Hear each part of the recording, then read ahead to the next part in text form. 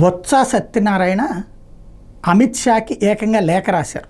తను ప్రస్తుతం ఏదైతే లీడర్ ఆఫ్ అపోజిషన్ అనాలా లేదంటే లీడర్ ఆఫ్ పొజిషన్ అనాలి, ఎందుకంటే మండల్లో వైఎస్ఆర్ కాంగ్రెస్ పార్టీనే స్ట్రాంగ్గా ఉంది, అంటే హయ్యెస్ట్ ఉంది.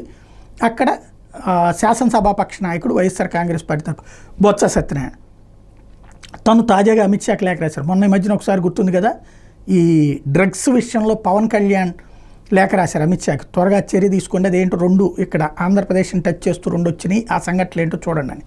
ఇప్పుడు అదే విధమైనటువంటి లేఖ వైఎస్ఆర్ కాంగ్రెస్ పార్టీని ఉద్దేశిస్తూ నాడు పవన్ కళ్యాణ్ రాస్తే, అదేంటో తేల్చండి అసలు, ఆ డ్రగ్స్ది కంటైనర్ ఏంటి, అదేదో అప్పుడు అరెస్టులు అన్నారు, ఇదే కేసు అన్నారు, సస్పెన్షన్ దాన్ని పట్టుకున్నామన్నారు, ఇంతవరకు అదేం తేల్చట్లేదు, ఆంధ్రప్రదేశ్ ప్రజల్లో అపోహలు కల్పించడానికి ఇది కారణమవుతుంది, దాని సంగతి ఏంటో తేల్చండి అని చెప్పి ఏకంగా బొత్స సత్యనారాయణ లేఖ రాశారు అమిత్ షాకి.